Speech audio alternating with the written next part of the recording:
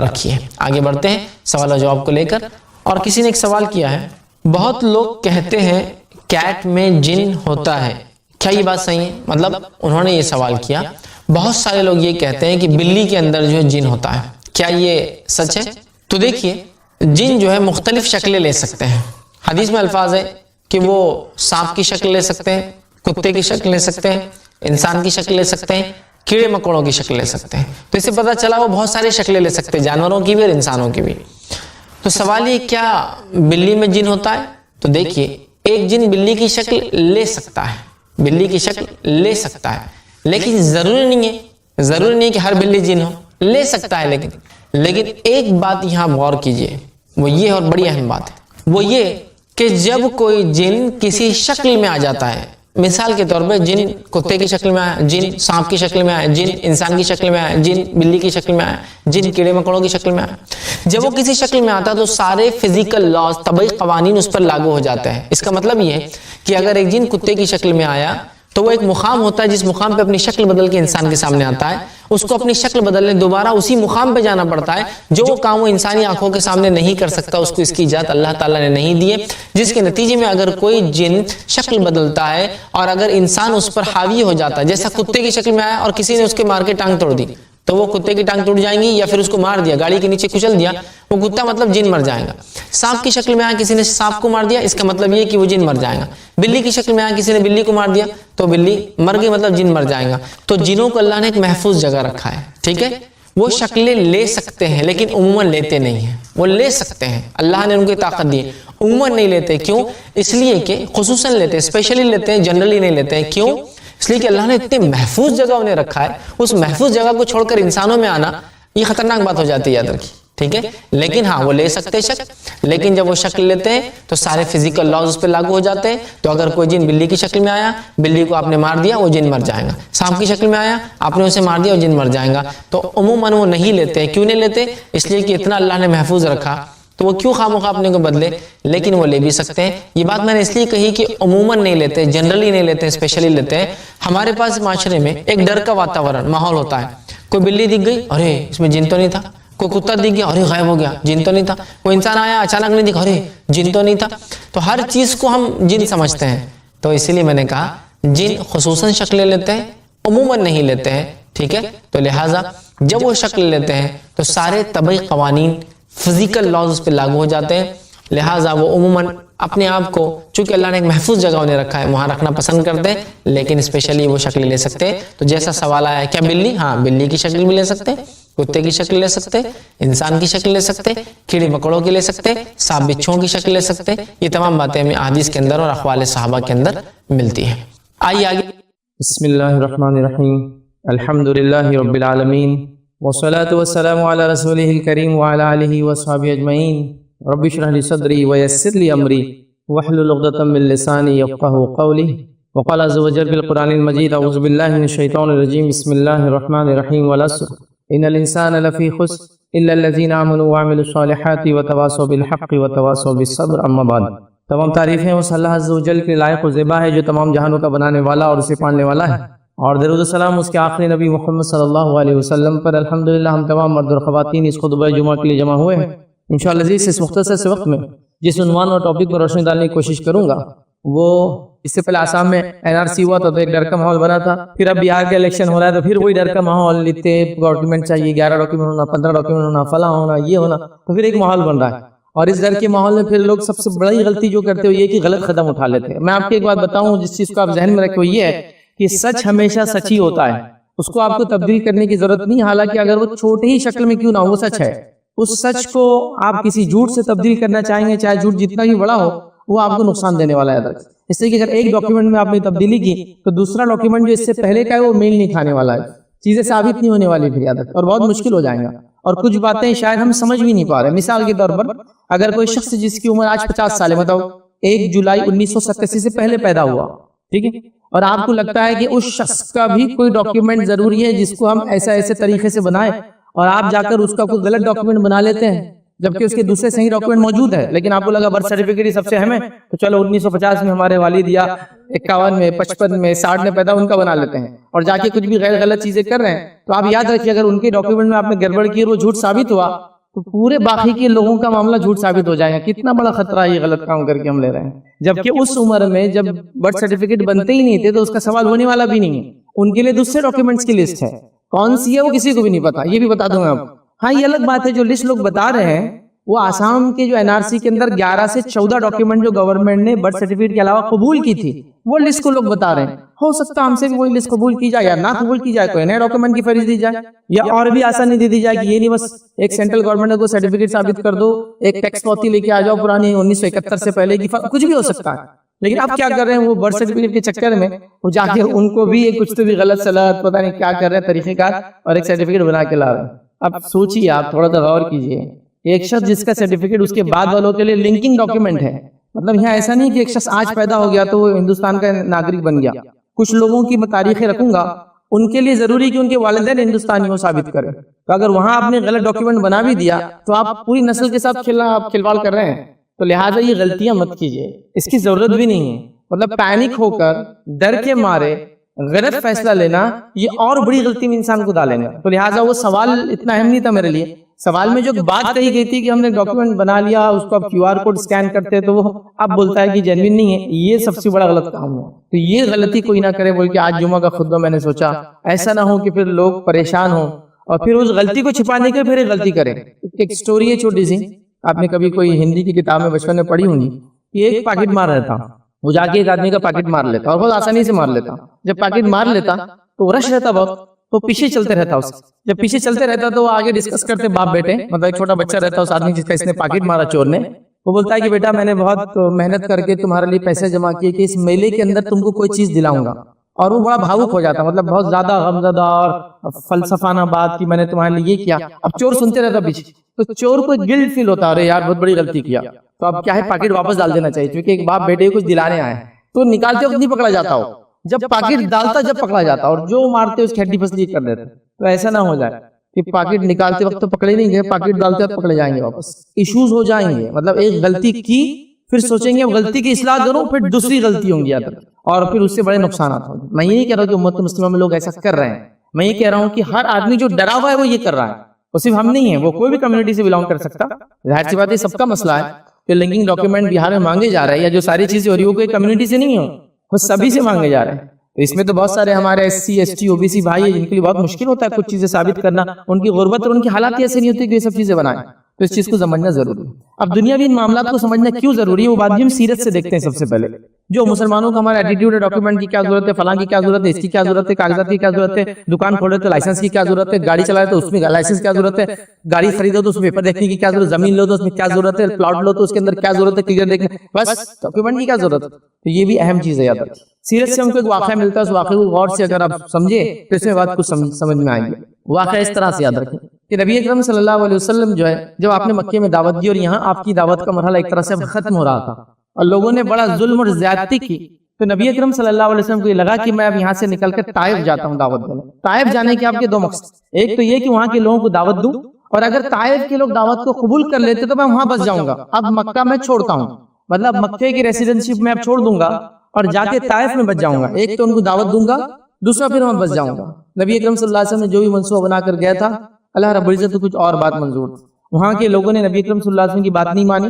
बात नहीं मानने के अलावा आपको वहां से निकाल भी दिया, मतलब आपको यहाँ की रेसिडेंशिप तो नहीं मिलेंगी, आप ताइफ के नागरिक तो नहीं हो सकते, तो आपको निकाल भी दिया। अब नबी अकरम सल्लल्लाहु अलैहि वसल्लम दो बातें ले गए थे, एक दावत दूंगा, दावत उन्होंने कबूल नहीं की, दूसरा वहां रह जाऊंगा, अब रह नहीं सकता। जब नबी अकरम सल्लल्लाहु अलैहि वसल्लम ताइफ से वापस मक्का आते हैं तो आपको पता है इशू क्या है?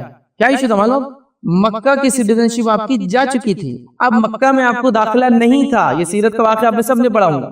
अब नबी अकरम सल्लल्लाहु अलैहि वसल्लम वहां के बड़े बड़े सरदारों को अप्रोच कर रहे हैं कि कोई जाकर अब मेरे लिए अमान ले। अमान क्या होता था?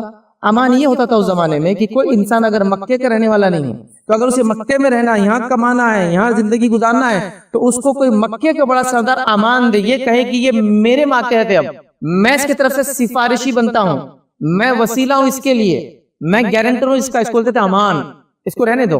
तो उसके वजह से इस शख्स को अंदर रहने दिया जाता था। नबी अकरम सल्लल्लाहु अलैहि वसल्लम जब ताइफ गए वापस आए तब आपको पता था मेरे यहाँ की सिटीजनशिप जा चुकी है। मतलब उस जमाने में कोई सिटीजनशिप कार्ड पासपोर्ट नहीं होता था, लेकिन मक्के वालों को पता था कि इन्होंने ताइफ में पनाह लेने की कोशिश की, लिहाजा मक्के में ये नहीं आ सकते, तो लिहाजा आपका अंदर दाखिला ममनू था। आपने कई सरदारों को अप्रोच किया, कोई भी आगे नहीं आया, कहा ए मोहम्मद सल्लल्लाहु अलैहि वसल्लम आपको अमान, हम कोई भी नहीं दे सकता है। फिर नबी करीम सल्लल्लाहु अलैहि वसल्लम एक शख्स के पास गए जिसका नाम मुतिम बिन अदी था। ये काफिर था और कुफ्र की हालत में, नॉन मुस्लिम कंडीशन में इनकी इस शख्स की जो है इंतकाल भी हुआ था। मतलब ये इस्लाम ना उस टाइम में मुसलमान था ना बाद में कभी इस्लाम कबूल किया। मुतिम बिन अदी ये भी सरदार था और ये सरदार था यादव बनु नौफैल का। नबी अकरम सल्लल्लाहु अलैहि वसल्लम इसके पास अप्रोच किया इस इरादे से कि पहले भी ये शख्स जो है आया था बीच में बचाने के लिए। कब आया था? जब नबी अकरम सल्लल्लाहु अलैहि वसल्लम की वजह से पूरे जो है बनु हाशिम कबीले का बाइकआउट कर दिया गया था और इनको मक्का से निकाल के 2 पहाड़ों के बीच में रख दिया गया था एक वादी के अंदर। तो ये 3 साल भूख के, परेशानी के, तंगदस्ती के थे कि उमर इब्न खत्ताब रज़ियल्लाहु अन्हु फरमाते हैं कि हम में से किसी एक शख्स को अगर सूखे पत्ते या चमड़ा मिल जाता तो हम लोग उसको जलाते, उसकी राख में पानी मिलाते और उसी को खाते। ये उनका खाना था। मतलब वो भूखमरी थी, खाना नहीं दिया जाता था, पानी नहीं दिया जाता था, कोई रिश्ते नहीं करता था, तिजारतें सब दुकानें उधर है, ये लोग इधर बंद है, सब ठप। और सिर्फ मुसलमानों का नहीं, पूरे कबीले बनु हाशिम का, चूंकि बनु हाशिम सपोर्ट में थे अल्लाह के रसूल सल्लल्लाहु अलैहि वसल्लम, उनकी दावत हालांकि कबूल नहीं की थी लेकिन सपोर्ट में थे। बाइकआउट। हज़रत उमर फरमाते हैं कि हम पत्ते जला लेते, पत्तों को पानी में मिलाते थे, पेस्ट बन जाता, उसको पीते। तो ये हालत। तो उस टाइम में भी जो शख्स आगे आया था वो था मुतिम बिन अदी। इसने कहा था कि चूंकि अब कोई बोल रहा था कि कोई बोल रहा था मेरा भी दिल है कि ये नहीं होना चाहिए, फला सरदार बोला मेरा भी दिल है नहीं बोलना चाहिए, फला सरदार बोला मेरा भी दिल है नहीं होना चाहिए। लेकिन सवाल ये था पहले कौन बोलेगा मेरा दिल बोलता है कि बनु हाशिम के साथ ये नहीं होना चाहिए, ये हमारे भाई है, ये कुरैश कबीला था ना याद रखे, बड़ा ऊंचा कबीला। तो मुतिम वो शख्स इसने कहा कि मैं खिलाफ हूं, तो दूसरे ने कहा मैं खिलाफ हूं, तीसरे ने कहा मैं खिलाफ हूं, चौथे ने कहा मैं खिलाफ। बाइकआउट 3 साल का खत्म किया गया। ये था मुतिम बिन अदी। तो नबी अकरम सल्लल्लाहु अलैहि वसल्लम ने मुतिम बिन अदी से कहा अब तुम अमान दो मुझे। अब मैं ताइफ गया था इस नियत से, अब मक्के वाले तो वापस आने नहीं देंगे, तो अब तुम अमान दो, सिटीजनशिप तुम्हारे जरिए मिलेंगी। अब मैं वापस नहीं आ सकता हूँ, मक्के में रेसिडेंस नहीं बन सकता हूँ यहाँ। तो मुतिम बिन अदी ने कहा कि मोहम्मद सल्लल्लाहु अलैहि वसल्लम मेरे अमान में, इन्हें आने दिया जाए। तब नबी अकरम सल्लल्लाहु अलैहि वसल्लम को अंदर आने दिया गया। याद रखिए इस बात। तो यहाँ मुतिम बिन अदी ने अमान ली, एक नॉन मुस्लिम काफिर सरदार ने काम किया। उसके बाद नबी अकरम सल्लल्लाहु अलैहि वसल्लम, चूंकि आप एहसान फरामोश नहीं थे, याद रखिए, आप लोगों के एहसानों को याद रखते, न सिर्फ याद रखते, उनको लौटाने की पूरी जिंदगी में कोशिश करते थे। लोगों को बोलते भी थे कि ऐसा हो तो ऐसा करना चाहिए। तो अल्लाह के रसूल सल्लल्लाहु अलैहि वसल्लम बदर में जब ये मशवरा दिया गया कि लोगों को हम क्या करेंगे, कंपनसेशन लेके छोड़ देंगे, कुछ लेंगे और उनको छोड़ देंगे, तो अल्लाह के रसूल सल्लल्लाहु अलैहि वसल्लम ने यहाँ एक बात का ऐलान किया था और सहाबा से कहा था कि सहाबा मेरी इस बात को गौर से सुनो। जंगी बदर की बात की बात सही बुखारी में वाक़या आपको तफसीलन मिलेगा। आपने फरमाया अगर मुतिम बिन अदी आज जिंदा होता और इनके तरफ से वसीला बनता, गारंटर बनता, तो याद रखना मैं बगैर कुछ लिए के पूरे कैदियों को रिहा कर देता। 70 कैदी पकड़े गए थे। तो आप क्या फरमा रहे हैं, अगर मुतिम बिन अदी जिंदा होता, वैसे एक आदमी एक ही अमान ले सकता है, वो क्या करे, जिंदा होता और अगर मुझसे इनका वसीला बनता, आकर कहता कि मोहम्मद इनको रिहा कर दो, तो मैं पूरों को रिहा कर देता बगैर कुछ कंपनसेशन लिए। तो अल्लाह के रसूल सल्लल्लाहु अलैहि वसल्लम एक मुकाम बता रहे कि मुतिम बिन अदी का क्या मुकाम था आपकी नजरों में। चूंकि उसने अल्लाह के रसूल सल्लल्लाहु अलैहि वसल्लम की 2 मरतबा मदद की थी। पहली मरतबा पूरे बनु हाशिम की और दूसरी मरतबा नबी अकरम सल्लल्लाहु अलैहि वसल्लम को अमान देकर वापस मक्का में लाया था। वो अल्लाह के रसूल सल्लल्लाहु अलैहि वसल्लम की रेसिडेंशिप उसने दी थी सेकंड टाइम, वरना आप सल्लल्लाहु अलैहि वसल्लम उस जमाने के कबायली रूल के मुताबिक कबीले से निकलने के बाद दोबारा वापस शहर में नहीं आ सकते। तो समझ रहे हैं आप बात को, दुनियावी हालात होते हैं ऐसे, नबी अकरम सल्लल्लाहु अलैहि वसल्लम के साथ भी हुए। तो उस जमाने का पेपर मुतिम बिन अदी था जिसने कहा कि मोहम्मद मेरी अमान में है। ठीक है, तो अब मुतिम बिन अदी तो नहीं आने वाले हैं और ना ही मुसलमानों ने मुतिम बिन अदी जैसे हालात रखे। हमने, आप में से कितने लोग जो मेरी बात को सुन रहे हैं उनका कोई एक नॉन मुस्लिम फ्रेंड है, दोस्त है, जिसके पास जाकर वो मजबूरी में, मुसीबत में कभी आवाज दे सकता है कोई? तो वो भी नहीं हमारे पास। तो मुतिम बिन अदी भी नहीं है हमारे पास। ये सीरत के वाक़यात मामूली वाक़यात नहीं होते हैं, ये सीरत की बातें मामूली बातें नहीं होती है। ये नबी अकरम सल्लल्लाहु अलैहि वसल्लम का उससे अमल, उसका एहसान को याद करना कोई मजाक नहीं है। हम ये नहीं कह रहे कि उनके माहौल से, उनके दीन से आप मरगूब हो जाए, उनके त्योहारात में आप घुस जाए, उनकी ग्रीटिंग्स को आप अपना ले, उनके तरीके पे आप चले, वो नहीं कह रहे, लेकिन ताल्लुकात तो होना चाहिए ना, क्योंकि वो हमारी कौम है, हम उन्हीं में से निकले हुए लोग हैं। ठीक है, एक अलग बात है हमारा मजहब अलग। तो मुतिम बिन अदी जैसे लोगों से हमारे ताल्लुक भी नहीं आज, ना सियासत में जो मुतिम बिन अदी बैठे उनसे और ना ही दुनिया में जो मुतिम बिन अदी उनसे हमारे ताल्लुकात हैं। बताइए कि मुसलमान कौम का किसी मुतिम बिन अदी जो सियासत में उससे कोई ताल्लुक है, जो आज हमारे लिए खड़े होंगे, हमारे लिए बात करेंगा? बताइए, नहीं आपके पास। तो हमने क्या क्या मालूम, अपने आप को दुनिया से ऐसा काटा। हालांकि दुनिया के बारे में यही कहा जाता है कि दुनिया खेती आखिरत की, तो दुनिया में जियोगे तो आखिरत बनाओगे ना।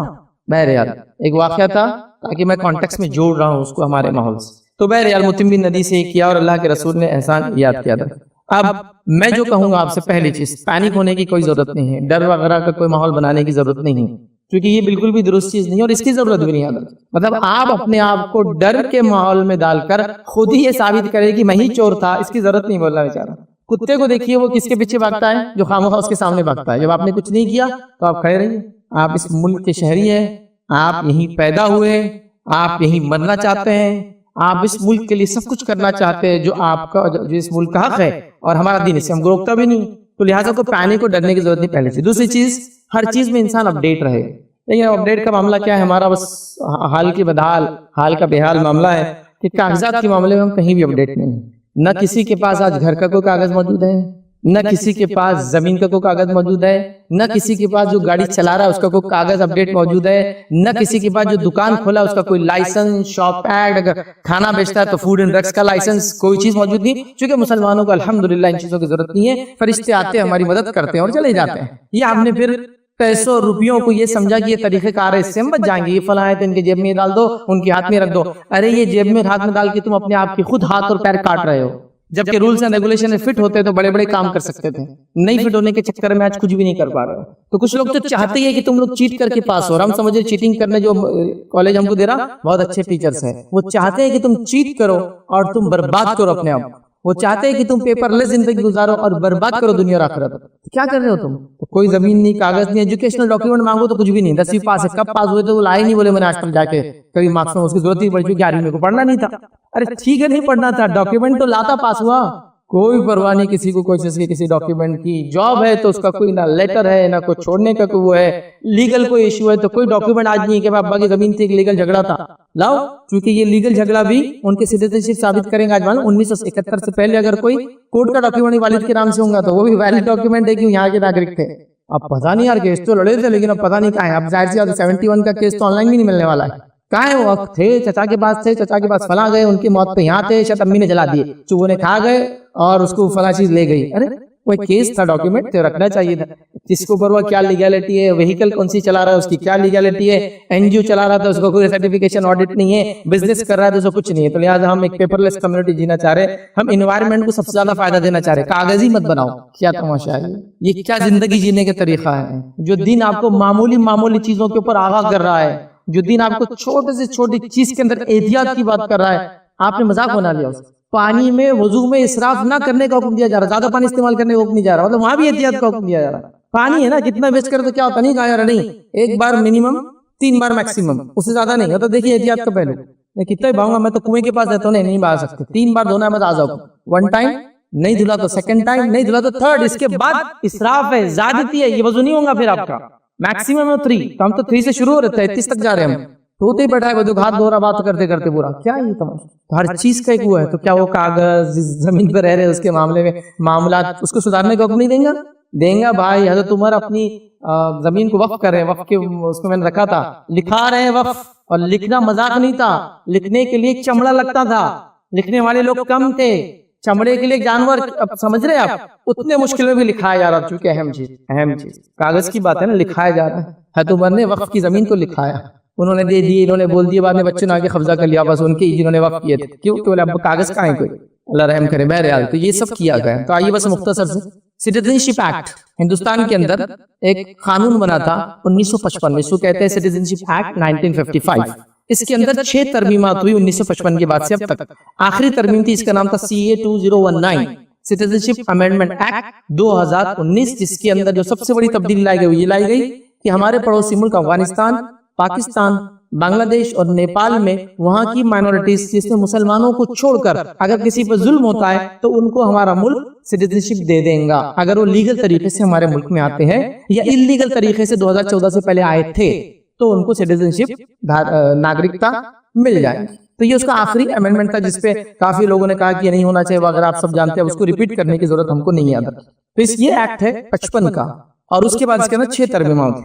अब तरमीमात के बाद अब क्या है ये एक्ट, उसमें मुख्तसर से सिर्फ 3 नुकाते याद रखने के लिए वो रखता हूँ आपके सामने, इसी को समझ लीजिए, सारे मसाइल हल हो जाएंगे इंशाअल्लाह। पहला ये एक्ट बोलता है कि 26 जनवरी 1950 के बाद जो भी इस मुल्क में पैदा हुआ, याद रखिए, और वहां से लेकर 1 जुलाई 1987, ये कट ऑफ डेट याद रखिए, 1 जुलाई 1/7/1987, 1987 ये कट ऑफ डेट है। इसमें जो पैदा हुआ ये इसकी पैदाइश की वजह से हिंदुस्तानी है, बाय वर्च्यू ऑफ बर्थ पैदा हुआ तो नागरिकता हो गई उसकी बाय डिफॉल्ट, समझ रहे हैं आप। अब इसको वो साबित करने के लिए पैदा हुआ था, वो कहीं डॉक्यूमेंट दे सकता है, वो बाद में मैं लिख सकता था आपके सामने, समझ रहे हैं। तो क्या हुआ 26 जनवरी 1950, चूंकि इस टाइम जो है जमहूरियत बना था इंडिया, याद रखिए, आजाद तो 47 में हो गया था, लेकिन एक जमहूरियत बनने के लिए याद रखिए ये इस टाइम होता है, इसलिए 26 जनवरी को याद रखिए तय किया गया है। तो वहां से लेकर 1 जुलाई 1987 से जो भी पैदा हुआ वो इंडियन सिटीजन हो गया। तो अगर आप 87 से पहले पैदा हुए तो आपको अपना साबित करना, पैदा हुए, आपके बच्चे खुद ब खुद साबित हो जाते हैं। अगर बच्चों के डॉक्यूमेंट पूरे हैं, आपके नहीं है, तो नहीं हो सकते आप साबित, ना बच्चे हो सकते। फिर ये बात याद रखिए, कट ऑफ याद रखिए। हम क्या समझ रहे हैं, मैंने इसलिए कहा 1950 के आदमी को आपने बर्थ सर्टिफिकेट बना दिया, लिंक कैसा करेंगे दोनों को, वो भी तो इंपॉर्टेंट है। ये हो गया ये। तो अगर आप 1987 से बाद पैदा हुए तो खाली आपको आपके डॉक्यूमेंट नहीं चाहिए, अब्बा के भी होना। ये बात याद रखिए। हम समझते खाली बच्चा तो साबित हो गया, चलो मतलब गलत सोचा, लेकिन मेरा लोग चलो मैं गया तो चलता, कहीं नहीं जाने वाले इंशाल्लाह। आप बच्चों का तो हो जाएगा, बच्चों का भी नहीं होगा, आपके डॉक्यूमेंट नहीं है तो ना हमारे पास बर्थ सर्टिफिकेट है। अरे कम से कम डेथ सर्टिफिकेट तो बनाते, अगर मर गए थे लोग तो वो भी नहीं बनाते, बनाए तो वो लेते भी नहीं। अल्लाह रहम करे, डॉक्यूमेंट्स का यार। तो बहरहाल ये हो गया पहला जो अमेंडमेंट बोलता है, एक्ट बोलता है। तो ये हो गया, ये पैदाइश से हो गए। अब ये चाहे इनके माँ बाप कोई भी होंगे, कोई इससे परवाह नहीं, ये पैदा हो गए यहाँ के नागरिक। अब दूसरा इसका क्या बोलता है वो भी सुनिए, तीन ही बातें इसमें से मैं रख रहा हूँ। दूसरा, अगर तुम 1 जुलाई 1987 के बाद पैदा हुए और 2 दिसंबर 2004 तक पैदा हुए, ये भी कट ऑफ डेट है, तो तुम्हारे माँ बाप में से कोई एक का इंडियन होना जरूरी है। कोई एक ऐसा, माँ या तो इंडियन सिटीजन हो या बाप इंडियन सिटीजन हो, या माँ या बाप में से किसी एक के कागजात प्रूफ होना जरूरी है। सेकंड की ना भी हो तो कंसिडर किया जाएगा। ये दूसरा इसके अंदर है। तब यहाँ पे लिंक आ गया फिर से कि 87 में नहीं है तो उसके बाद साबित करना पड़ेगा, उसके बाद की नस्ल के लिए। तीसरा जो उसके अंदर है वो ये है कि 3 दिसंबर 2004 के बाद जो लोग पैदा हुए उनके माँ बाप का हिंदुस्तानी होना जरूरी है, पहला। अगर माँ बाप हिंदुस्तानी नहीं है तो किसी एक का हिंदुस्तानी होना जरूरी है, दूसरा। और एक का हिंदुस्तानी होना जरूरी है और दूसरे का हिंदुस्तानी ना भी हो तो इलीगल इमिग्रेंट नहीं होना, हो घुसपैठिया नहीं होना चाहिए। 87 से 2004 तक के अंदर ये नहीं है, वो कोई भी हो सकता माँ बाप, मतलब माँ या बाप साबित हो गया, दूसरे का साबित ही नहीं करना है, वो इलीगल है नॉन इलीगल है उसकी बात ही नहीं होने वाली, खत्म हो गया इशू। लेकिन 3 दिसंबर 2004 के बाद एक्ट क्या बोल रहा है, दोनों होना भारतीय नागरिक, दोनों में से कोई एक होना भारतीय, लेकिन अगला पार्टनर जो है वो इलीगल इमिग्रेंट नहीं होना, तो उसको ये भी साबित करना है कि वो लीगली कहाँ से आया हुआ है। ठीक है, तो ये है एक्ट। तो इतना ही जानना था और कुछ इसके आगे पीछे वो सब तफसीलात की जरूरत नहीं है, क्योंकि उसमें नेशनलिटी के कई तरीके जिससे इंसान नेशनल बनता है, हमको डिस्कस करने की हम लोगों को जरूरत नहीं है उसकी। ये बात एनआरआई के लिए भी होगी कि उसका बच्चा कहीं भी पैदा हो कोई मसला नहीं, उसके माँ बाप इंडियन है तो इंडियन बन जाता है, ये बाय डिफॉल्ट है। हाँ, अगर वो किसी ऐसे मुल्क में जाओ इंडियन नेशनलिटी नहीं लेके वहां के लिए चाह रहा है उसका मसला, जैसा कि यूएस में, ऑस्ट्रेलिया में ये रूल था, यूएस में तो शायद खत्म हो गया, बाय बर्थ वर्चुअल बर्थ आप पैदा हो गए तो आपको नेशनलिटी मिल जाती थी। यूएस में बंद हो गया, 5 साल रहना है वो वगैरह वगैरह सारा उन्होंने उसूल ला दिया। बहरहाल ऑस्ट्रेलिया में भी आपका बच्चा अगर वहाँ पैदा हो जाए तो होता है ऐसा। लॉकडाउन में कई लोगों के साथ हुआ, घूमने गए थे, लॉकडाउन लग गया, वहीं रह गए, प्रेग्नेंट थी औरतें, बच्चे हो गए, बाय बर्थ वो ऑस्ट्रेलियन नेशनल हो गए, उनको नेशनलिटी मिल जाती है, वो लेना नहीं लेना उनके ऊपर है। बहरहाल समझ रहे बात को। तो ये 3 बातें थी बस, खत्म। इसके अलावा कुछ सोचना नहीं है। 87 से पहले कि लोगों को अपना डॉक्यूमेंट बनाना है, साबित करना है, तो उनके बच्चे वगैरह खुद हो गए। लिंक कैसा होंगे, लिंकिंग डॉक्यूमेंट जरूरी है कि आप है तो आपके साथ आपके बीवी का नाम हो, आपके बच्चों का नाम हो, वो सारी चीज, सर्टिफिकेट, टीसी, एजुकेशनल डॉक्यूमेंट, उसके बाद मैरिज सर्टिफिकेट और कई चीजें जिससे आप साबित कर सकते हो। कोई बहुत बड़ा टेक्निकल काम नहीं है, लेकिन अपने आप को साबित करने के लिए 3 बातें हैं। अब क्या हो रहा, गलती लोग 87 से पहले साबित करने के लिए तुले हुए याद रखें, गैर गलत काम कर रहे हैं, बिल्कुल इसकी जरूरत नहीं है। चूंकि अगर ये चीजें ना मिले, चूंकि उस जमाने में आम नहीं थी, आप गांव में पैदा हुए, आप घर में पैदा हुए, उस जमाने में ऑफिस नहीं था, ये था वो था फला था, तो भी आपको कोई मेहनत करने की, परेशान होने की जर्रा बराबर भी जरूरत नहीं याद रखें। अब आइए, ये जो डॉक्यूमेंट अगर ना हो आपके बर्थ सर्टिफिकेट जो कि सबसे इंपॉर्टेंट डॉक्यूमेंट है, तो और क्या क्या चल सकता है। तो ये आसाम के जो सीएनआरसी में जो बातें थी गवर्नमेंट ने दी थी वो मैं आपके सामने रख रहा हूँ। यहाँ हो सकता है ये बदल जाए, इसलिए मैंने कहा कि अब तक कोई डॉक्यूमेंट क्या लगेंगे रेस्ट ऑफ इंडिया के लिए बताया नहीं गया, लेकिन हम समझ रहे हैं ऐसे कुछ लगेगा। ठीक, तो पहली चीज तो बर्थ सर्टिफिकेट सबसे मजबूत डॉक्यूमेंट है आपका, अगर है तो सबसे अच्छी बात। बर्थ सर्टिफिकेट नहीं है तो एजुकेशनल डॉक्यूमेंट जिसमें डेट ऑफ बर्थ लिखी हुई हो आपकी, कोई एजुकेशनल डॉक्यूमेंट, 10वीं का आपका सर्टिफिकेट, ट्रांसफर सर्टिफिकेट, क्या आपका स्कूल लिविंग सर्टिफिकेट जिसको बोलते हैं टीसी, उसके अलावा कोई भी एजुकेशनल डॉक्यूमेंट जिसके ऊपर आपकी डेट ऑफ बर्थ दर्ज की गई हो। लेकिन अब हमारा मसला ये है कि एक पे एक डेट ऑफ बर्थ दर्ज की हुई, दूसरे पे दूसरे, ये भी मसाइल पैदा करके रखे मुसलमानों। मतलब एक तारीख तो तय कर लो कब पैदा हुए। नहीं, उन्होंने जब बोले तो गलती से उन्होंने 10 को 12 लिख दिए, इन्होंने 13 लिख दिए, वो मैंने चौथा महीना और तीसरी तारीख बोला था, उन्होंने तीसरा महीना और चौथी तारीख मान लिए, तो जब भी सही क्यों नहीं कराया भाई, वो तो ऑफिसर का जब भी काम था दूसरा बना देता हो। अब कितनी मुश्किलात है, देखो 2 date of birth, 2 year of birth लिखे हुए हैं, तो ये तो कम से कम एक जैसा होना चाहिए था। बहरहाल तो ये था एजुकेशनल डॉक्यूमेंट। अगर आपके बर्थ सर्टिफिकेट नहीं है तो स्कूल में दाखिला लिया था तो वो जो रजिस्टर में लिखा हुआ वो भी चलेगा, एक फॉर्म फिल होगा, सब चलेगा। पुराना कोई भी कागज है उसको वेस्ट मत समझिए, कुछ भी काम आ सकता है इंशाल्लाह। ये रखिए उठा के। दूसरा एक अहम डॉक्यूमेंट जो है जो आपकी नेशनलिटी के लिए काम आ सकता है वो आपका ट्रांसफर सर्टिफिकेट है, टीसी, स्कूल का लिविंग सर्टिफिकेट, बहुत इंपॉर्टेंट डॉक्यूमेंट होता है अंदर। तो अगर बर्थ सर्टिफिकेट नहीं है तो वो लाइए स्कूल, क्योंकि पुराने जमाने में स्कूल में जब बच्चों को लिया जाता तो बर्थ सर्टिफिकेट ना होता तो टीसी को अहमियत दी जाती। उसके बाद के दौर में टीसी पे जो लिखा है बोलते थे बस यही माना जाएगा। अब तुम नाम बंद दो, टीसी पे लिखा हुआ, अरे नहीं मेरा नाम तो ये है, नहीं बस अब वो फैज नहीं फयाज लिखा हुआ है टीसी पे, अब फयाज ही रहेगा तुम्हारा नाम, चलो अब टीसी पे जो होता है। तो ट्रांसफर सर्टिफिकेट नहीं होगा तो लाइए, स्कूल में मिलते हैं। हर लिविंग सर्टिफिकेट का रूल होता है कि वो 3 बनाए जाते हैं। एक स्कूल के पास हमेशा होता है, पहला वाला आपको फाड़ के दिया जाता है, दूसरे पे डुप्लीकेट लिखा होता है, तीसरा स्कूल के पास रहता है। एक तो है स्कूल के पास, एक डुप्लीकेट वाला होगा जो आपने निकाला नहीं, और एक जो असल है जो देते नहीं किसी को वो भी रहता है उनका, वो भी मिलेगा इंशाल्लाह। तो ट्रांसफर सर्टिफिकेट है, निकाल के ला लीजिए जाकर, तो घबराने की जरूरत नहीं है आपको।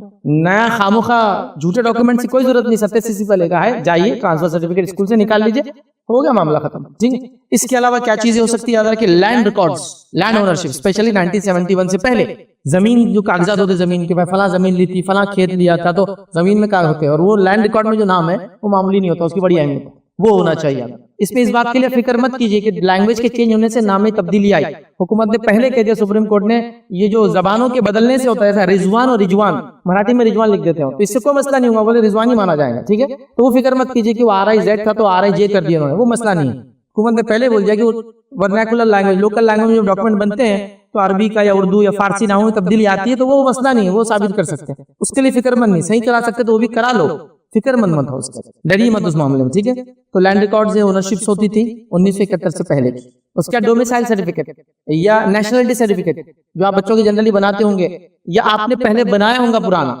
चलिए 1987 से पहले आप पैदा हुए, टीसी नहीं थी आपके पास, बर्थ सर्टिफिकेट भी, लेकिन अगर डोमिसाइल या नेशनलिटी का भी बनाया हो जो कि एजुकेशन के लिए लगता था, मालूम आपको, बर्थ, डोमिसाइल या नेशनलिटी सर्टिफिकेट एक ही साथ बनता था तीनों। एक पेपर आता था उसमें लिखा रहता था कि इंडियन नेशनल है, इनका बर्थ यहाँ हुई, residence of state of Maharashtra, यहाँ रहते हैं, तो इसको बोलते हैं डोमिसाइल। डोमिसाइल का माना होता है आप इरादा या नियत किस जमीन पर रहने का करते हैं, तो इसको बोलते हैं डोमिसाइल। ठीक है, मैं जैसे यहाँ से निकलूंगा दिल्ली जाके थोड़े दिन रहूंगा, तो मेरी अगर नियत दिल्ली में रहने की थोड़े दिन है, साल 2 साल, तो मैं वहाँ का डोमिसाइल कहलाऊंगा, हालांकि मैं महाराष्ट्र स्टेट का रहने वाला हूँ लेकिन वहाँ का डोमिसाइल हूँ। तो वो सब लिखा होता, बच्चों के लिए बनाए होंगे लोगों ने इसको डॉक्यूमेंट्स, जो आपके अगर महाराष्ट्र का बच्चा आंध्रा में जाके पढ़ रहा है, कर्नाटक में पढ़ रहा तो बनता ही था कंपलसरी, वो डॉक्यूमेंट भी यहाँ काम आएंगे क्योंकि उस पर आपकी बर्थ डेट रहती है। और अभी जो नेशनलिटी का सर्टिफिकेट है जो अभी कोर्ट मान रही है वो सिर्फ और सिर्फ यही है, मालूम, डोमिसाइल नेशनलिटी सर्टिफिकेट जो है इसी को नेशनलिटी माना जाता है।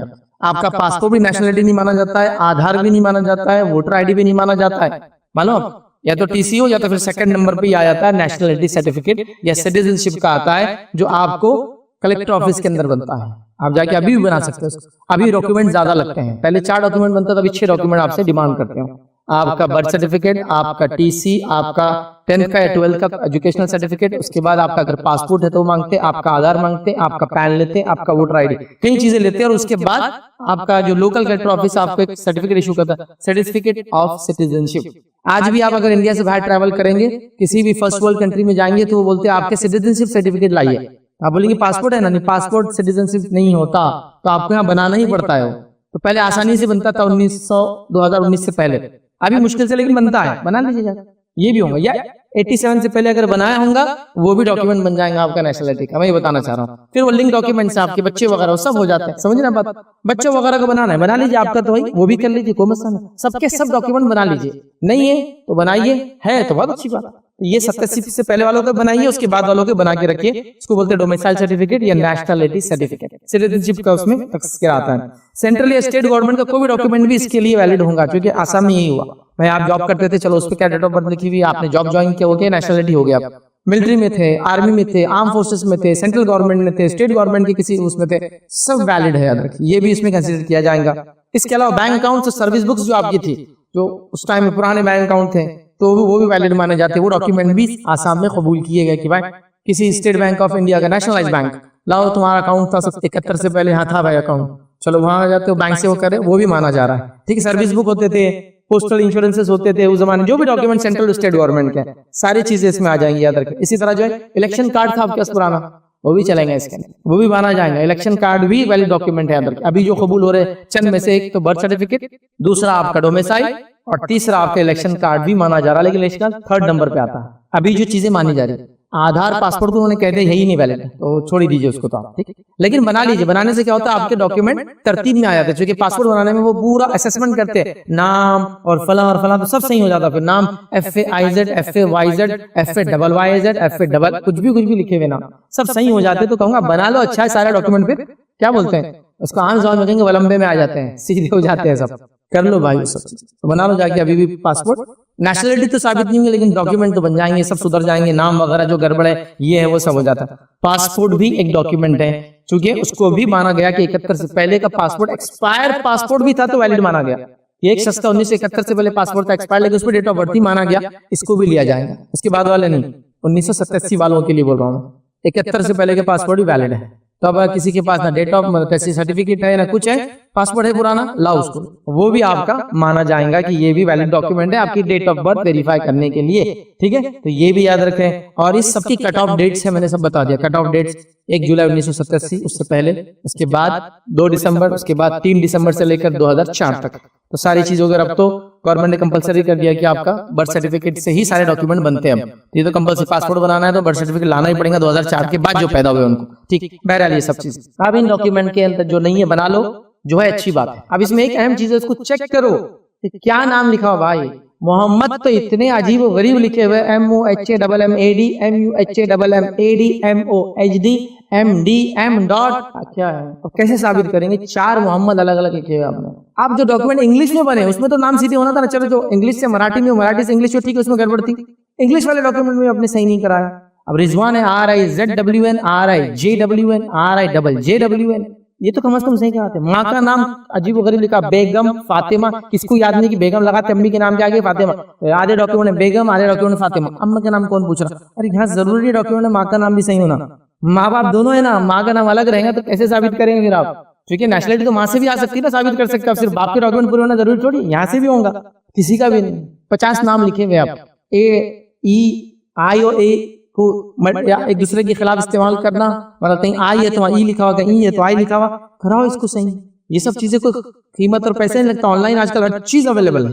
इनमें से बहुत सारे डॉक्यूमेंट जो आपको बनाना है, हमारा माइनॉरिटीज डेवलपमेंट सेंटर है रोशन गेट के ऊपर, वहीं डॉक्यूमेंट सब बनते हैं, करेक्शन भी होते हैं उसके अंदर, ठीक है। तो वहां आप जाकर बहरहाल ये सारी चीजें बना सकते। अब इसके अलावा और क्या चीजें आपकी रिकॉर्ड होंगी? कोर्ट का मैंने कहा, कोर्ट रिकॉर्ड्स भी इसमें काम आएंगे। 1971 के पहले के केसेस थे आपके, प्रॉपर्टी के रिकॉर्ड्स थे, टैक्सेस कभी सेंट्रल गवर्नमेंट के कोई भी भरे होंगे तो ये भी वैलिड डॉक्यूमेंट माने जाते हैं। सेंट्रल गवर्नमेंट का कोई टैक्स भरे होंगे। एक केस सुनाता हूं मैं, हमारे डिस्ट्रिक्ट का एक केस है कि एक साहब थे, उनकी कास्ट थी मोमिन, लेकिन उनके नाम में मोमिन कहीं नहीं लिखा हुआ था। उनको सर्टिफिकेट बनाना है OBC का, तो कहा कि एक डॉक्यूमेंट चलाओ मोमिन लिखा हुआ, कहीं मोमिन लिखा हुआ नहीं, मतलब मोहम्मद फलाना सब वही लिखा हुआ, तो एक तो होना चाहिए। बड़े परेशान हुए कहां से लवाई डॉक्यूमेंट। तो फिर वो क्या हुआ, घर के अंदर पुराने कागजात निकाल रहे थे, तो गांव के रहने वाले थे, तो होता ना वो पुराने उसमें तार के अंदर यूं वो डॉक्यूमेंट अटकाते रहते, चिट्ठियां, उसमें उन्होंने कुछ चिट्ठियां अटकाई थी। जब वो अपना खेती का माल ले जाकर एक मंडी में बेचते थे, वो सेंट्रल गवर्नमेंट मंडी चलाती थी, तो वहाँ सेंट्रल गवर्नमेंट का टैक्स भरना पड़ता था, पौती बनती थी, वहाँ पौती बनती थी, मोमिन मोहम्मद फला, तो वहाँ वो लिखाते थे वो नाम। वो चिट्ठियां थी, सेंट्रल गवर्नमेंट का टैक्स था, 5 रुपये 2 रुपये टैक्स जो था, वो चिट्ठी के बुनियाद पे उनको OBC सर्टिफिकेट मिल गया, क्योंकि वैलिड डॉक्यूमेंट है। सेंट्रल गवर्नमेंट की एक एजेंसी ने आपके नाम में वो लिखा, मोमिन फला फला, समझ रहे आप? देखिए डॉक्यूमेंट भी वैलिड हुआ। तो टैक्स पावतियां हो सकती है आपकी, सेंट्रल गवर्नमेंट, स्टेट गवर्नमेंट के आपके स्कीम्स हो सकते हैं, ये सब आपके वैलिड डॉक्यूमेंट। बैंक अकाउंट्स पुराने हो सकते हैं आपके, ये सब वैलिड अकाउंट्स। आर्म्स लाइसेंस हो सकते हैं आपके, हथियार वगैरह जो लोग लाइसेंस से लेते हैं वो भी वैलिड डॉक्यूमेंट, चूंकि सब माना आता है, इंडियन नेशनल को मिलते हैं ना। तो बहरहाल ये सारी चीजें याद रखिए। बॉन्ड्स हो सकते हैं बैंक्स वगैरह के जो आपके नाम पे होते हैं, ये सब वैलिड डॉक्यूमेंट हो सकते हैं। अब आपको क्या क्या डॉक्यूमेंट बनाना चाहिए, क्या क्या आसाम में हुआ था वर्क दिया। अब आप क्या बनाना चाहिए? यहाँ आप हालात वैसे आने से पहले, पहला है बर्थ सर्टिफिकेट के लिए जो कुछ कोशिश कर सकते करिए, लेकिन कोई गलत रास्ता नहीं अपनाना है, वो मैंने बता दिया। उसके अलावा क्या डॉक्यूमेंट लग सकते बता दिया। दूसरा, TC आपकी नहीं है तो निकाल के लाइए और उठा के रखिए। इन सब चीजों निकाल के ला लिए एक साथ, और वो घर में पानी आ गया था, सब चला गया, ये मत कीजिए, चूहों ने खा लिया, और ये हिफाजत कीजिए इन डॉक्यूमेंट्स। तो TC है, एजुकेशनल डॉक्यूमेंट जितने सब निकालिए। अब तो आपका जो डिजी ऐप आता है, डिजी लॉकर बोल के गवर्नमेंट का ऐप है, आपके आधार से लिंक होता है, आधार और आपके आधार में लिंक मोबाइल नंबर से खुलता है। आपका सारा रिकॉर्ड 1990 के बाद का ऑनलाइन आ चुका है। आपका लाइसेंस भी उससे मिलेगा, RC बुक मिलेंगी, टैक्स पावती मिलेंगी, गाड़ी के डॉक्यूमेंट मिलेंगे, 10th का सर्टिफिकेट मिलेगा, 12 का सर्टिफिकेट मिलेगा, सब कुछ आ चुका है। आप जाइए डाउनलोड कर लीजिए। इसीलिए अभी आप गाड़ी चला रहे तो आपको लाइसेंस और उसके डॉक्यूमेंट कैरी करना जरूरी नहीं है, क्योंकि ऑनलाइन दिख जाता है। बस वो आप खोल के बता दे ऐप काफी है। इवन एयरपोर्ट से भी आपको आईडी बताना है, वो ऐप खोलिए, उसके अंदर का आधार बताइए, आपको वैलिड है, आपको ही नहीं होता कि फिजिकल आईडी बताओ, उसके डॉक्यूमेंट सब वैलिड माने जाते हैं। वो ऐप डाउनलोड कीजिए, सब आपको मिल जाएगा। अगर 1990 के बाद आप पास हुए तो खाली आपको सीट नंबर से याद रखना है, कौन सा साल और सीट नंबर डालिए, सर्टिफिकेट डाउनलोड करके दे देता है। ठीक है, तो बहरहाल ये सब चीजें ऑनलाइन भी अब होती है, उसको भी आप ध्यान में रखिए। ठीक, तो आपको ये बनाना है, आधार आपका सही कर ले, नहीं है तो बना ले और सही कर ले, नाम पता वगैरह वगैरह जो भी, माँ का नाम, बाप का नाम, पैन कार्ड है, पासपोर्ट बना लीजिए, तो ये डॉक्यूमेंट सब आपके सही हो जाते हैं। ड्राइविंग लाइसेंस आपके पास होना चाहिए, ठीक है, ये भी एक बहुत अहम डॉक्यूमेंट है, वैलिड डॉक्यूमेंट है। वोटर आईडी होना चाहिए, 18 साल से ऊपर के जितने बच्चे, याद रखिए उनका। एक गलतफहमी लोगों की होती है, बच्चों का पैन नहीं बनता, पैन बच्चों का ही बनता है, 1 दिन के बच्चे का भी पैन बनता है, सिर्फ इतना है इसकी फोटो नहीं आती, उसके ऊपर फोटो आती है 18 साल के बाद, बना सकते हैं आप, वो भी बनाइए, कोई मसला। 1 दिन का बच्चा है, पैदा होते ही आधार पैन सब बना लेना, उसका देर करने की जरूरत नहीं, सब डॉक्यूमेंट आसानी से हो जाते हैं। ठीक है, इसके बाद जो है रेशन कार्ड अगर है तो उसको उठा के रखिए, बहुत वैलिड डॉक्यूमेंट है, नहीं है तो नाम वगैरह डालिए। हालांकि ये नेशनलिटी का कोई प्रूफ नहीं है, बट ये कागजी एतबार से अहमियत का हमें अपनी जगह आज भी है, याद रखिए। प्रॉपर्टी टैक्स की पावतियां जितनी है कहीं भी भरे होंगे, 5 रुपए की ना उठा के रखिए, ये सब वैलिड डॉक्यूमेंट्स याद रखिए। लाइट बिल्स अगर आपके नाम पे कभी थे, ये भी उठा करके, पुराने से पुराना, ये भी वैलिड डॉक्यूमेंट्स है। कैश कनेक्शन अगर आपके पास होंगे कोई, ये भी वैलिड डॉक्यूमेंट्स माने गए। बैंक अकाउंट्स की डिटेल्स है, ये भी उठा के रखिए, याद रखिए। प्रॉपर्टी के डॉक्यूमेंट्स चाहे कभी भी हो, बेच भी दियो तो वो बेचने के बाद भी उसका एक कॉपी अपना हमेशा रखिए, क्योंकि वो लीगल डॉक्यूमेंट्स बन सकते हैं आपके, याद रखिए। डोमिसाइल सर्टिफिकेट, नेशनलिटी सर्टिफिकेट निकालिए, याद रखिए। मैरिज सर्टिफिकेट्स अगर आपके नहीं बने हैं तो मैरिज सर्टिफिकेट वक्फ बोर्ड का नहीं, कॉर्पोरेशन से निकालिए मैरिज सर्टिफिकेट, वक्फ बोर्ड का भी एक बनता है, उसकी वैलिडिटी उतनी अहम नहीं है। आप कॉर्पोरेशन से वो सर्टिफिकेट कॉर्पोरेशन में सबमिट कीजिए, कॉर्पोरेशन से लाइए एक सर्टिफिकेट, मैरिज सर्टिफिकेट बोलते हैं उसको, ठीक है, वो लाइए, याद रखिए। इसी तरह कास्ट सर्टिफिकेट्स आपके पास अगर है, बाप दादा की आपकी भी कास्ट है, ओबीसी थे, फलां थे, वो भी उठा के रखिए, नहीं है तो बना लीजिए अगर आप उस कास्ट को बिलोंग करते हैं तो, ठीक है। इसी तरह डेथ सर्टिफिकेट भी निकालिए, जो लोग चले गए, क्योंकि उनसे लिंक साबित करना है आपको। 1987 से पहले अब्बा पैदा हुए थे लेकिन मर गए भी, तो भी उनका लिंक साबित करना है ना, अब्बा थे और अब्बा मरे, चाहिए बर्थ सर्टिफिकेट तो नहीं था, डेथ सर्टिफिकेट तो बनाओ, यहाँ मरे थे, फला जगह हुआ था, ये सब वैलिड डॉक्यूमेंट्स याद रखें। तो गुजारिश करूंगा इन डॉक्यूमेंट्स को बना ले, घबराने की और परेशान होने की जरूरत नहीं है, चीजों को सही करने की जरूरत है, होश और हवास और सब्र के साथ करने की जरूरत है, और पैनिक होने की जरूरत नहीं है। जो हवा बन जाती है ना एकदम, और वो जोश में कभी कभार 2-4 कदम चल भी लेते मियाँ भाई, वैसा नहीं है, मुस्तकिल मिजाजी से काम करते रहना है, करते रहना। आज आपको तकलीफ नहीं आएगी, कल बच्चों को देना है। अच्छा, इस चीज को आप ये मत समझिए कि हमारे खिलाफ, हमारी मजहब की वजह से खिलाफ है। आप उन लोगों का सोचिए बेचारे जो ओबीसी एससी एसटीज है, वो क्या करेंगे, उनके पास तो कोई डॉक्यूमेंट नहीं, न जमीन कभी बेचारों ने ली जिंदगी में, न गाड़ी कभी उनको नसीब है, बेचारों को गुर्बत की मारी जिंदगी गुजारी है, कोई कागज पत्तर नहीं, रहने को जगह नहीं जिनके पास, कैसे साबित करेंगे? तो उनके लिए भी कोई ना कोई चीज को तो वैलिड माना जाएगा ना, हम भी उस कैटेगरी में फिर आ जाएंगे। लेकिन कोशिश करना है हर चीज के लिए। हमारा मामला ये कि 2 दिन जोश आते हैं, 2 दिन डर जाते हैं, 2 दिन फलां कर दे, 2 दिन ये कर दे, और फिर उसके बाद माशाल्लाह सब अच्छा चल रहा है, क्योंकि दावत अच्छी चल रही तो सब अच्छा चल रहा है, सब पूरा माहौल अच्छा हो गया, ये हमारा मिजाज है, खुश हम इसमें। लेकिन कल कागज है तो क्या होगा, इसको 50 रुपए जब में डाल देंगे, उसको 200 रुपए दे देंगे, कब तक, किस दर्जे तक ये 200 रुपये और 100 रुपये आपको लगता है काम आएंगे? आप कभी ना कभी ये तकलीफ आने वाली है, तो लिहाजा गुजारिश करूंगा इन तमाम चीजों को सही करने की जरूरत है। परेशान होकर इधर उधर भागने की, गलत डॉक्यूमेंट बनाने की, फॉर्ज, फेक, इंटरपोलेटेड जिसको बोलेंगे डॉक्यूमेंट, कभी गलती मत कीजिए करने की। हाथ से कर ले रहे लोग करेक्शन बनाइए, देखा हाथ से करेक्शन नहीं होता डॉक्यूमेंट से भाई, ये पुराने बोले हाथ से कैसा, ये इतना बड़ा खतरा। 1 साल में दोनों की इंक बदल जाएंगी, मालूम आपको, 1 साल लगेगा सिर्फ, ये इंक अलग हो जाती है, वो इंक अलग दिखती है बिल्कुल। तो ये सब चीजें नहीं करना है, जो सही चीज है वो करने की इसको जरूरत है, याद रखिए। और डॉक्यूमेंट्स है तो उनको उठाकर सेफगार्ड करने की जरूरत है, याद रखिए। और सिंपल एक कैरी बैग में एक पन्नी के अंदर डाल के उसको ऑक्सीजन मतलब खुली हवा से बचाते रहिए, कहीं जमाने तक डॉक्यूमेंट्स अच्छे होते हैं। और डॉक्यूमेंट्स को खास तौर से जो लॉकर्स होते हैं, एक स्पेशल लॉकर्स आते हैं, फायर प्रूफ लॉकर्स आते हैं, उनमें कभी मत रखना।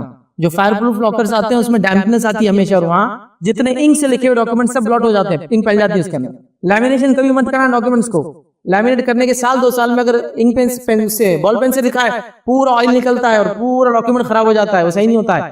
बगैर उसका डॉक्यूमेंट 50 साल तक अच्छा रहेगा। लैमिनेट करने 5 साल बाद डॉक्यूमेंट को पढ़ना भी मुश्किल होता है, इंक फैलना शुरू हो जाती है, क्योंकि कागज उतनी अच्छी क्वालिटी का नहीं होता है, समझ रहे आप? तो ये सब चीजों को जहन में रखते हुए सिंपल चीजें हिफाजत करने में जो चीजें आती है वो थैली में भर के हैंगर में मत लटका दो, उसकी जगह होती है, सब पैसे वगैरह जहाँ रखते हैं वहां उसको उठा के रखिए। ये बड़ी अहम चीजें याद रखिए, नहीं है तो अपने बनाइए और अपने बच्चों की वगैरह तैयार कीजिए। डर वगैरह की है माहौल बनाने की अल्हम्दुलिल्लाह जरूरत नहीं है। बाकी अल्लाह रब्बुल इज्जत मददगार है जाहिर सी बात है मुसलमानों का, लेकिन ये दीन और शरीयत चाहता आप भी अपनी तरफ से पहले कुछ पहल करें, है ना। हदीस में है कि जब बंदा चल कर आता है तो अल्लाह दौड़ कर आता है, तो ये हदीस के अंदर मतलब आप कोशिश करो तो अल्लाह की तरफ से मदद भी आएंगी। तो बहरहाल कोशिश भी जरूरी है। ये चंद बातों के साथ कलिमात के साथ चूंकि अहम टॉपिक था, मैंने चाहा कि एक दर्स के अंदर सारी चीजें कंप्लीट कर दूं ताकि ऑनलाइन में जब ये लोग देखेंगे तो सबको एक साथ फायदा हो सकता है। इसी पे अपनी बात को खत्म करूंगा। अल्लाह रब्बुल इज्जत से दुआ है कि अल्लाह सुब्हानहू व तआला उम्मत मुस्लिमा की जान और माल की हिफाजत करे। हम तमाम को वक्त और हालात के एतबार से अपने आप को ढालने की तौफीक अता फरमाए। जब तक हमें जिंदा रखे इस्लाम और ईमान पर जिंदा रखे। खात्मा ईमान पर हो। आखिर दावाना अल्हम्दुलिल्लाहि रब्बिल आलमीन। सुब्हान रब्बिका रब्बिल इज्जति अम्मा यसिफून व सलामुन अलल मुरसलीन वल्हम्दुलिल्लाहि रब्बिल आलमीन।